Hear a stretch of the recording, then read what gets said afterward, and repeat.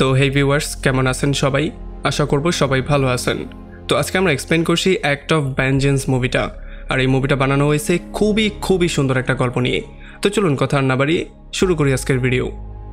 তো এই গল্পের শুরুতে আমরা দেখতে পারি ফ্র্যাঙ্ক নামের একটা লয়ারকে, যে কিনা তার গাড়ি থেকে নেমে মাত্রই একটা রেস্টুরেন্টে ঢুকলো। এখানে ঢুকেই সে একটা টেবিলে বসে খুবই শান্ত হয়ে চারপাশে তাকাচ্ছিল। যদিও একটা ওয়েট্রেস এসে তাকে তার মেনুটা অফার করে, তবুও সে কিছু অর্ডার না করেই এখানে শান্ত হয়ে বসার সিদ্ধান্ত নেয়। আসলে এখানে শান্ত হয়ে বসার পেছনে একটা কারণ আছে।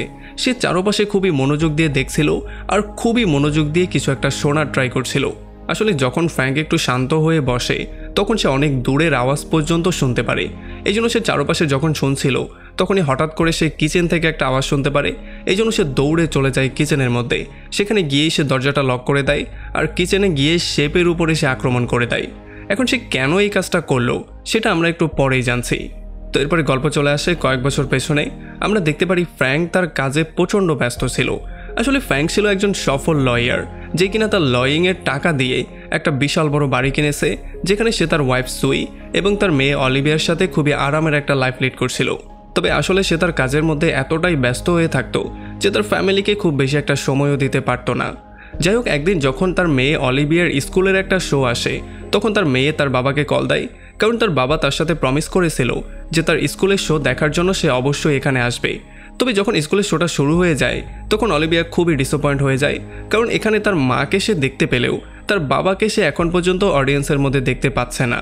এখন কল পাওয়ার পরে ফ্র্যাঙ্ক যত দ্রুত সম্ভব টাইমলি স্কুলে পৌঁছাতে তো চাচ্ছিল, তবে এরপরে তার সেই দামি দামি ক্লায়েন্টের চক্করে সে পড়ে যায়। এই জন্য সে সেখানে আবারও ব্যস্ত হয়ে যায়। আর এই সমস্ত কাজগুলো শেষ করে যতক্ষণে সে আবারও স্কুলে এসে পৌঁছায় ততক্ষণ পর্যন্ত এই পুরো শোটা শেষ হয়ে গেছে। এই জন্য সে আবারও বাসায় ব্যাক করে, এইটা চিন্তা করে যে হয়তোবা তার মেয়ে আর তার ওয়াইফ এতক্ষণে বাসায় চলে এসেছে। তবে যখন সে বাসায় ব্যাক করে দেখতে পারে তার ওয়াইফ আর মেয়ে এখন পর্যন্ত বাসায় ব্যাক করেনি, তখন সে একটু টেনশনের মধ্যে পড়ে যায়। আর অনেকক্ষণ অপেক্ষা করতে করতে এই টেনশনটা আরও একটু বেশি বেড়ে যায়। তবে এই টেনশনটা লিমিট ক্রস তখন করে যখন পুলিশ তার ঘরে চলে আসে আর তারা তাকে বলে দেয় যে তোমার ওয়াইফ সুই আর তোমার মেয়ে অলিভিয়ার মৃত্যু হয়ে গেছে। এইটা শোনার পরে তো সে পুরোপুরি শকড হয়ে যায়। সে বুঝতেই পারছিল না কিভাবে কি হয়ে গেল। তো এরপরে পুলিশ ফ্র্যাঙ্কের নিয়ে যায় একটা রেল লাইনের কাছে, যেখানে একটা গর্তের মধ্যে তার ওয়াইফ আর তার মেয়ের ডেড বডি ছিল। যদিও এগুলো দেখার পরে ফ্র্যাঙ্ক পাগলের মতো হয়ে যায়। সে তার মেয়েকে শেষবারের মতো জড়িয়ে ধরতে চাইছিল, তবে পুলিশ তাকে সেখানেই আটকে দেয়। আর এরপর ফাইনালি যখন তাদেরকে সেখান থেকে উদ্ধার করে তাদের ফিনারেলের ব্যবস্থা করা হয়, তখন এখানে ফ্র্যাঙ্কের শ্বশুর চাকও চলে আসে। আসলে তার শ্বশুর কখনোই তাকে পছন্দ করতো না, কারণ ফ্র্যাঙ্ক সবসময় কাজের মধ্যে ব্যস্ত থাকতো। সে কখনোই তার ফ্যামিলিকে সময় দেওয়ার প্রয়োজনই মনে করতো না। আর হয়তোবা আজকে এই জন্যই তার নিজের মেয়ে তো মারা গেছেই, বরং তার শ্বশুরের মেয়েকেও মরতে হয়েছে। এই জন্য সে প্রচণ্ড রাগের মাথায় ফ্র্যাঙ্ককে বলে দেয় যে এই নোংরা মুখ নিয়ে কখনোই আমার সামনে আসার ট্রাই করবে না। যদি তুমি আমার সামনে আসো তাহলে কিন্তু আমি তোমাকে খুন করে ফেলবো। আর এই সমস্ত ব্যাপারগুলো বলে যখন সে চলে যায় তখন ফ্র্যাঙ্ক প্রচণ্ড আপসেট হয়ে সেখানে ভেঙে পড়ে। তো এরপরে রাতের বেলায় যখন সে বাসায় ব্যাক করে তখন সে অলিভিয়ার রুমের মধ্যে গিয়ে কান্নাকাটি করা শুরু করে। সে তার ড্রয়িংগুলো তার নোটগুলো দেখা শুরু করে, কারণ এখন মধ্য থেকে সে গিল্টে ফিল করছিল। সে এখানে প্রচণ্ড কান্না করে। তবে এমন করে কয়েকদিন পার হওয়ার পরে যখন একদিন সে একটা পুলিশ স্টেশনে আসে তার একটা কেস সম্পর্কে কথাবার্তা বলার জন্য, তখন তার দেখা হয় ডিটেকটিভ লাস্টারের সাথে। এখানে লাস্টার তাকে বলে যে যেখানে মার্ডারটা হয়েছিল সেই মার্ডার স্পটে আমরা কিছু গোল্ডের টুকরো পেয়েছি, তবে এইটা এত বড় প্রমাণ না যে এইটার সাহায্যে আমরা কোনো খুনিকে ধরতে পারি। তবে যখন ফ্র্যাঙ্ক দেখতে পারে যে কেসের এত স্লো প্রোগ্রেস হচ্ছে, তখন তার মাথা প্রচণ্ড গরম হয়ে যায়। এই জন্য সে বারে এসে ড্রিঙ্ক করা শুরু করে। তো এখানে অনেকগুলো মদ খাওয়ার পরে যখন পুরোপুরি মাতাল হয়ে ফ্র্যাঙ্ক এই বারের নিচে চলে আসে, তখন সে দেখতে পারে এখানে তো একটা ভয়ঙ্কর ফাইট চলছে। আসলে এখানে ইললিগাল ফাইট করানো হতো। আর এই সমস্ত ব্যাপারগুলো দেখার পরে ফ্র্যাঙ্ক এতটাই হ্যাপি হয়ে যায় আর সে একটা ফাইটারকে এতটাই উৎসাহ দেয় যে ফাইটার বাইরে বেরিয়ে তাকেই পেটানো শুরু করে। আর এই মার খাওয়ার জন্য ফ্র্যাঙ্ক একটু খুশিই হয়, কারণ আসলে তার মনের মধ্যে অলরেডি একটা বোঝা ছিল। তার বারবার করে মনে হচ্ছিল তার ভুলের জন্যই তার ওয়াইফ আর তার মেয়ের মৃত্যু হয়েছে। এখন মার খাওয়ার পরে সে খুশি এই জন্য হয়েছে কারণ এখন তার মনে হচ্ছে যে হয়তোবা তার পাপের কিছুটা হলেও প্রায়শ্চিত্ত হচ্ছে। আর সবচেয়ে মজার ব্যাপার হচ্ছে এইটা করে ফ্র্যাঙ্ক এতটাই মজা পায় যে সে প্রত্যেক দিন গিয়ে ফাইট করা শুরু করে আর প্রত্যেক দিনই মার খাওয়া শুরু করে। প্রত্যেক দিন মার খেয়ে খেয়ে তার এমন অবস্থা হতো যে সে হেঁটে আর বাসায় আসতে পারতো না, একেবারে ভাঙাচোরা সব কিছু নিয়ে বাসায় ব্যাক করতে হতো। যাই হোক, এরপর একদিন যখন ফ্র্যাঙ্ক ফাইট করছিল তখন একটা ফাইটার তাকে আচ্ছা রকম ধোলাই করে যখন তার হাড়গোড় ভাঙার ট্রাই করছিল, তখন এখানে একটা পুলিশ অফিসার হ্যাং চলে আসে, যে কিনা সেই ফাইটারকে ধোলাই করে ফ্র্যাঙ্ককে নিয়ে সেখান থেকে বেরিয়ে চলে আসে। তো এরপরে হ্যাং ফ্র্যাঙ্ককে নিয়ে একটা বারে চলে আসে, আর এখানে ফ্র্যাঙ্ক তাকে সমস্ত ব্যাপারটা বলে। সে বলে যে শুধুমাত্র তার গিল্ডগুলো দূর করার জন্য সে প্রত্যেক দিন সেখানে গিয়ে মার খাচ্ছে। তবে এই সমস্ত ব্যাপারগুলো শোনার পরে হ্যাং উল্টো তার গিল্ড আর একটু বাড়িয়ে দেয়। সে বলে যে তোমার ওয়াইফের আর তোমার মেয়ের যেই মার্ডার কেস, সেই কেসটা এখন হোল্ডে চলে গিয়েছে, কারণ পুলিশ সেখান থেকে কোনো তথ্যই পাচ্ছে না। সো তারা কিভাবে কি করবে। তো এইটা শোনার পরে ফ্র্যাঙ্কের মাথা আরও বেশি গরম হয়ে যায়। তো এই জন্য সে তাকে বলে যে এখন কি কিছুই করা সম্ভব না।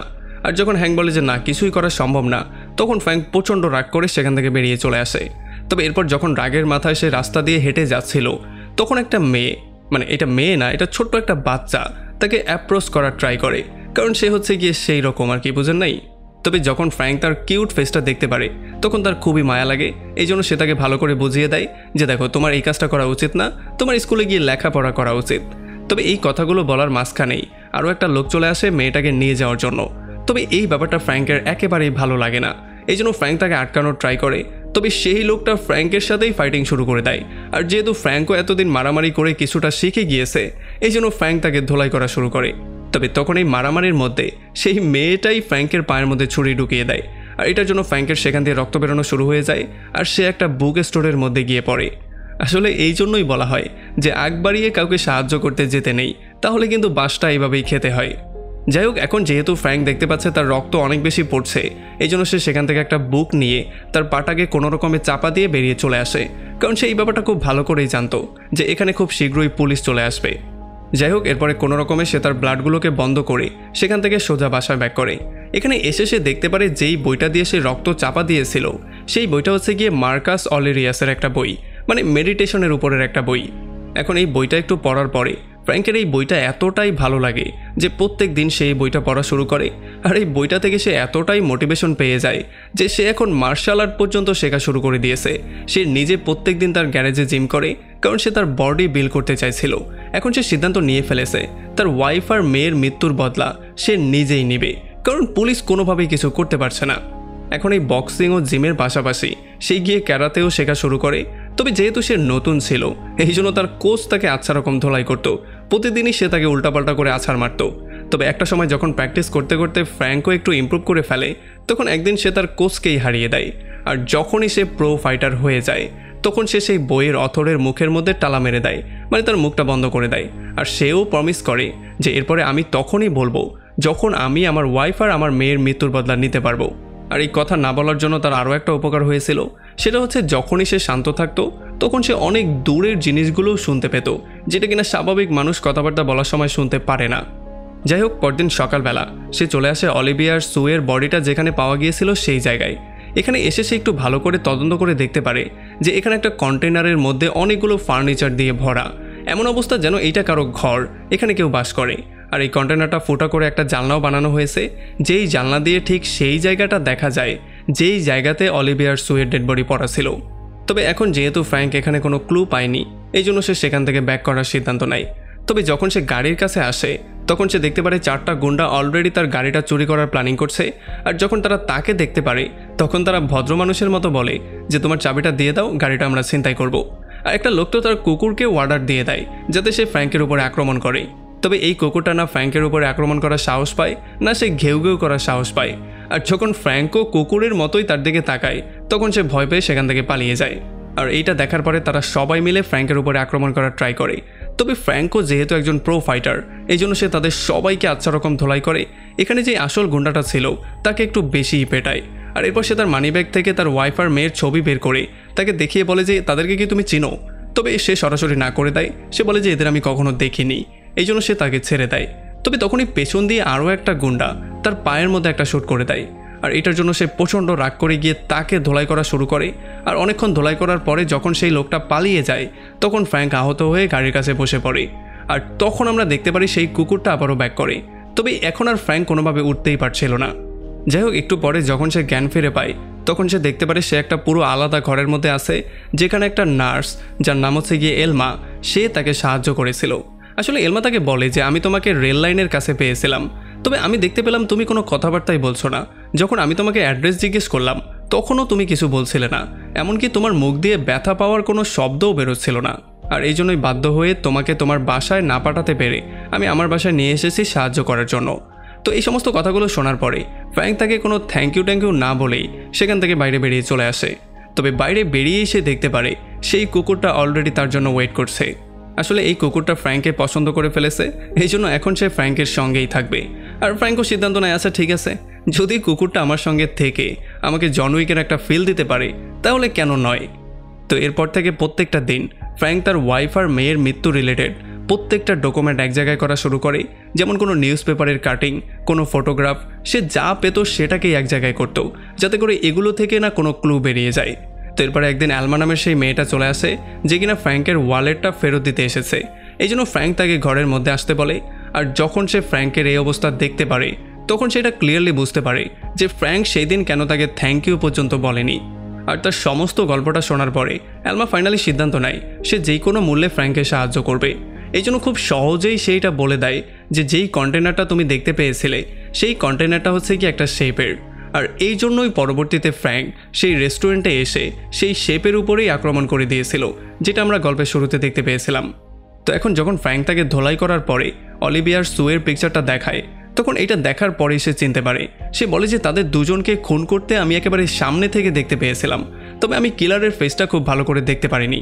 তবে হ্যাঁ, এতটুকু আমি বলতে পারি যে কিলার একটা পুলিশের ড্রেসে ছিল আর সে একটা পুলিশের কার্ট থেকে বেরিয়েছিল। আর সে এটাও স্বীকার করে নেয় যে যখন এই মার্ডারটার পরে তারা চলে গিয়েছিল তখন সে ডেড বডির কাছে গিয়ে তাদের মানিব্যাগ থেকে সমস্ত টাকাগুলো নিয়ে নিয়েছিল, আর যেই মানিব্যাগটা ছিল সেটাকে সে সেখানেই কোথাও ফেলে দিয়েছিল। এখন এই সমস্ত ব্যাপারগুলো শোনার পরে শেফ সত্যি বলছে না মিথ্যা বলছে এইটা জানার জন্য ফ্র্যাঙ্ক তার কুকুরটা নিয়ে চলে আসে সেই স্পটে। আর এখানে এই কুকুরটা দিয়ে যখন সে চেক করায় তখন সেটা জানতে পারে যে না, এই শেফ আসলেই সত্যি কথা বলছে, কারণ সেই শেফ যেখানে কথা বলেছিল সেখানে সে সেই মানিব্যাগটা পেয়ে গেছে। এখন এগুলো পাওয়ার পরে প্রচণ্ড রাগ নিয়ে সে চলে আসে পুলিশ স্টেশনে। আর এখানে সবার চোখ ফাঁকি দিয়ে সে চলে আসে ডিটেকটিভ লাস্টারের চেম্বারে। এখানে কম্পিউটারের মাধ্যমে তাদের ডাটার মাধ্যমে সে এই ব্যাপারটা খুঁজে বের করে ফেলে যে সেই দিন রাতের বেলায় কে কে ডিউটির মধ্যে ছিল। আর তখন সে চেক করে এই ব্যাপারটা জানতে পারে যে সেই দিন রাতের বেলায় হ্যাঙ্ক নামের সেই পুলিশ অফিসারই সেখানে ডিউটিতে ছিল। যার মানে সেইটা ক্লিয়ার হয়ে যায় যে হয়তো বা হ্যাঙ্ক নামের এই লোকটাই তার ওয়াইফ আর তার মেয়েকে খুন করেছে। আর এই জন্যই পরবর্তী 7 দিন 7 রাত সে হ্যাঙ্কের উপরে নজরদারি করা শুরু করে। তার প্রত্যেকটা পদক্ষেপ, সে প্রত্যেক দিন কী কী করে সেই ব্যাপারগুলো সে নোটিস করে নেয়। এই জন্য যখন 8 নম্বর দিনে হ্যাঙ্ক ডিউটির জন্য বেরিয়ে পড়ে তখন ফ্র্যাঙ্ক লুকিয়ে তার ঘরের মধ্যে ঢুকে যায় আর কিছু প্রমাণাদি পায় কিনা সেই ব্যাপারটা দেখার ট্রাই করে। তবে তখন সে লিভিং রুমে দেখতে পারে হ্যাঙ্কের তার মেয়ের সাথে একটা পিকচার আছে। আর এরপর যখন সে ওয়ার্ড্রোবের মধ্যে চেক করে তখন সে হ্যাঙ্কের ইউনিফর্মগুলো দেখতে পারে। আর যখন সে ইউনিফর্মগুলো ভালো করে চেক করে তখন সে দেখতে পারে এই ইউনিফর্ম থেকে গোল্ডেন কালারের কিছু সুতো গায়েব হয়ে গেছে। আসলে এই ব্যাপারটার জন্য সে ক্লিয়ার হয়ে যায় যে সেই দিন সেখানে হ্যাংই ছিল, কারণ মনে আছে ডিটেকটিভ লাস্টার তাকে বলেছিল তারা গোল্ডেন কালারের কিছু ফ্যাব্রিক পেয়েছে। তাছাড়া ফ্র্যাঙ্ক এখানে যখন একটু ভালো করে চেক করে তখন সে একটা ব্যাকপ্যাক পেয়ে যায়, যেই ব্যাকপ্যাকের মধ্যে অনেকগুলো আর্টিকেল ছিল যেখানে ফ্র্যাঙ্কের সম্পর্কে বিভিন্ন রকমের ইনফরমেশন ছিল, তাকে নিয়ে বানানো কিছু ম্যাগাজিনও ছিল। আসলে এই সমস্ত নিউজগুলো ছিল কিছুটা ইনভেস্টিগেশন টাইপের, যেমন কিভাবে ফ্র্যাঙ্ক একজন ভালো লয়ার হলো, কিভাবে পরবর্তীতে তার ওয়াইফ আর মেয়ের মৃত্যুর পরে ফ্র্যাঙ্ক তাদের ফিনরেলে গিয়েছিল, কিভাবে পরবর্তী লাইফটা সে পার করছে। তখন এগুলো ঘাটাঘাটি করার সময় সে একটা নিউজ আর্টিকেল পেয়ে যায়, যেই আর্টিকেলে এইটা লেখা ছিল যে হ্যাংয়ের মেয়েকে যে খুন করেছে তাকে ফ্র্যাঙ্ক বাঁচিয়ে নিয়েছিল। তো এরপরে যখন পরদিন সকালবেলা হ্যাং তার বাসায় ব্যাক করে তখন সে তার অন্য গাড়ির উপরে একটা পিকচার পেয়ে যায়। আর এই পিকচারের নিচে লেখা ছিল যে আজকে রাত 11টার সময় তুমি অবশ্যই আমার সাথে কিংসম্যান স্টেশনে মিট করবে, যেই স্টেশনটা কিনা পুরোপুরি খালি। তো এরপরে যখনই হ্যাং রাতের বেলায় সেই স্টেশনে চলে আসে তখন ফ্র্যাঙ্ক অলরেডি তার জন্য লুকিয়েছিল। আর যখনই সে আসে তখনই সে তার উপরে আক্রমণ করে দেয়। আর এরপর তাদের দুজনের মধ্যে শুরু হয়ে যায় একটা ভয়ঙ্কর মারামারি। তবে যেহেতু তারা দুজনেই মার্শাল আর্ট এক্সপার্ট ছিল এই জন্য কেউ কারোর সাথে পেরে উঠছিল না, কেউ কাউকে একতরফা পেটাতে পারছিল না। কিন্তু সবসময় যেমনটা হয় এখানেও ঠিক তেমনটাই হয়েছে, মানে আমাদের হিরো উইন করেছে। সে হ্যাংকে আচ্ছা রকম করে ধোলাই করে একটা চাকু নিয়ে যখনই তার গলাটা কেটে দিতে যাচ্ছিল তখনই সে থেমে যায়। আসলে তার মাথার মধ্যে কিছু একটা চলে আসে আর সে চিন্তা করে যে না, আমি হ্যাংকে আর খুন করব না, তাকে বাঁচার জন্য আমি আরও একটা সুযোগ দিব, কারণ সেও তো তার মেয়ের জন্য এই কাজটা করেছে। এই জন্য সে হ্যাংকে পুরোপুরি জানে না মেরে তাকে আধমরা অবস্থায় রেখে সেখান থেকে চলে আসে। আর একেবারে মুভির লাস্টের দিকে আমরা দেখতে পারি ফ্র্যাঙ্ক কোর্টরুম থেকে বাইরে বেরোচ্ছে, আর তাছাড়া হ্যাংয়ের উপরে এখন মার্ডারের 2টা চার্জও লাগানো হয়েছে। আসলে অলিভিয়ার সুয়ের যেই মার্ডার হয়েছে সেটার জন্য তার উপরে চার্জ লাগানো হয়েছে, আর তাছাড়া তার বিরুদ্ধে ইনভেস্টিগেশনও চলছে। আর এরপরে ফাইনালি সে অ্যালমা আর তার কুকুরটার সঙ্গে চলে আসে সেই কবরস্থানে, আর তার মেয়ে আর ওয়াইফের কবরে ফুল দিয়ে এতদিন চুপ থাকার পরে ফাইনালি সে মুখ দিয়ে এইটাই বলে যে চ্যানেলটা সাবস্ক্রাইব করো আর ভিডিও ভালো লাগলে লাইক করো। যাই হোক, মুভিটা এখানেই শেষ হয়ে যায়। আর ভাই প্লিজ ভিডিও ভালো লাগলে অবশ্যই লাইক করুন, আর যদি চ্যানেল সাবস্ক্রাইব না করেন তাহলে প্লিজ করে ফেলুন। তো আমাদের দেখা হবে অন্য কোনো ভিডিওতে অন্য কোনো একদিন। Till then, take care.